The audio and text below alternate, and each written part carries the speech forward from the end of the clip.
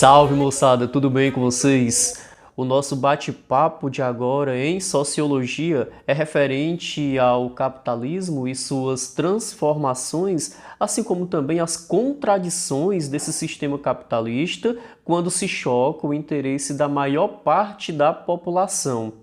Então falaremos sobre as críticas, assim como também as inovações e benefícios.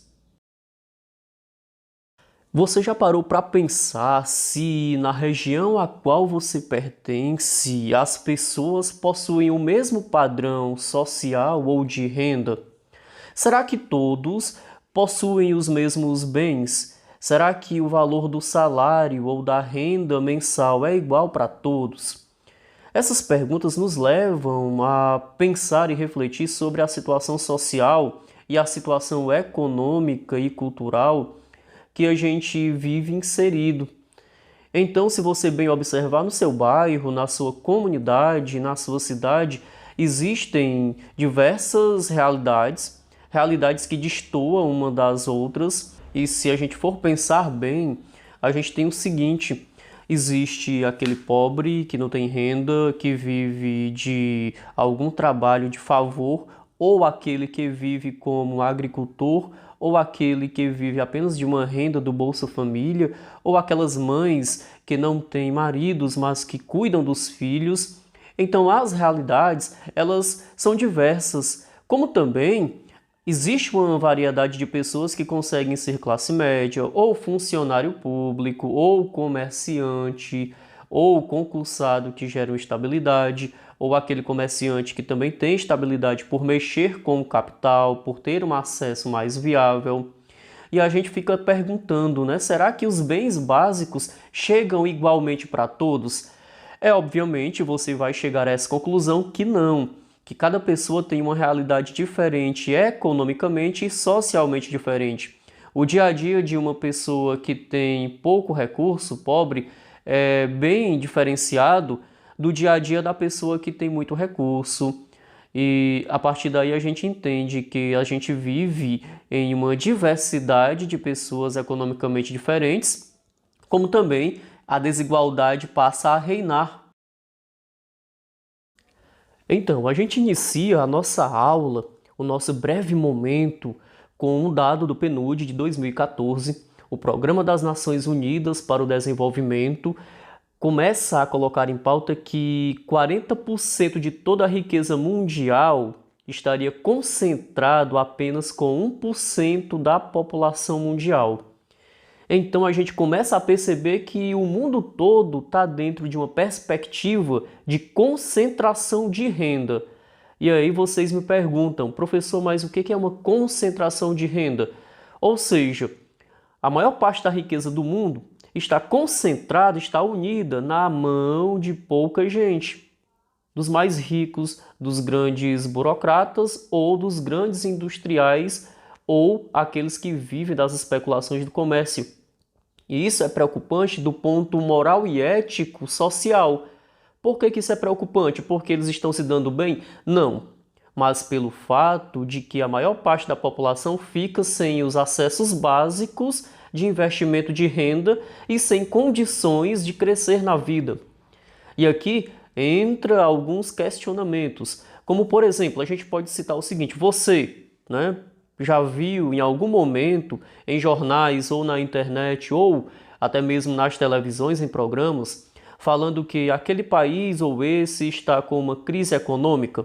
Pois bem, vira e mexe, acontece esse tipo de reportagem ou até mesmo, digamos que, uma entrevista com alguém que esteja desempregado, ou até mesmo com países que enfrentam uma calamidade financeira, como essa crise instaurada agora com a pandemia do coronavírus. Muitas empresas passaram a ter um déficit, passaram a ter um prejuízo, pararam de produzir, algumas até fecharam.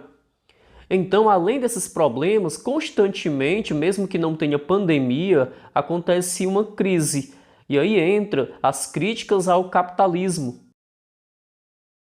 Bem, jovens, atualmente, devido à crise pandêmica, foi obrigado nós termos que tomar medidas mais críticas, inclusive os governadores, prefeitos, até mesmo a presidência da República teve que se redesenhar. É um momento muito crítico onde os decretos eles obrigaram as empresas a fecharem ou a trabalharem no home office, aquelas que podiam. E alguns serviços essenciais foram mantidos. No entanto, o comércio ele sentiu, não do ponto de vista do produto básico, mas do ponto de vista daqueles produtos mais sofisticados. E aqui entra a crise das empresas. No entanto, tirando essa parte preocupante que foi obrigado a gente parar por um momento, nós temos na história algumas crises e essas crises elas influenciam a sociedade. Como a gente pode citar, em 1929, com a crise do capitalismo, com a queda da Bolsa de Nova York, nós tivemos um momento do pós-guerra onde as empresas passaram a produzir muito. E à medida que as empresas foram produzindo, nós tivemos também a supervalorização das receitas e das ações das empresas. E aí muitos investidores passaram a valorizar essas ações e comprar por um preço maior, superestimando até a própria ação.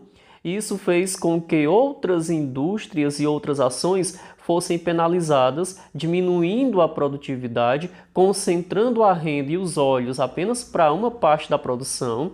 Isso causou uma certa bolha, e essa bolha ela estoura.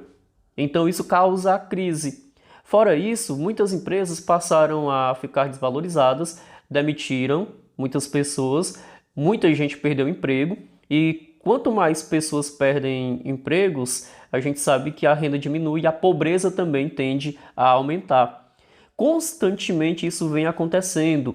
Então, o capitalismo ele vem se redesenhando no sentido de alguns países adotarem, como por exemplo foi adotado no período também nos Estados Unidos, o New Deal, com uma forte base do keynesianismo, que é um assunto que vocês deverão estudar futuramente.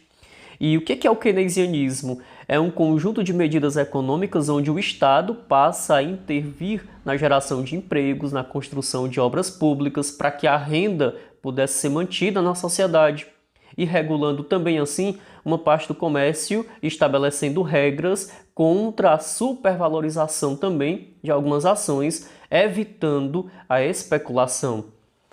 Estou sendo rápido nas informações, só que são conceitos basilares, tudo bem? Conceitos que nós mesmos iremos estudar, iremos ler um pouco sobre eles. O importante é saber que o capitalismo ele está dentro da perspectiva da produção de capital. No entanto, ele também mexe com o livre comércio, e esse livre comércio ele é show de bola para a ideia de produção e de liberdade de vender para qualquer lugar.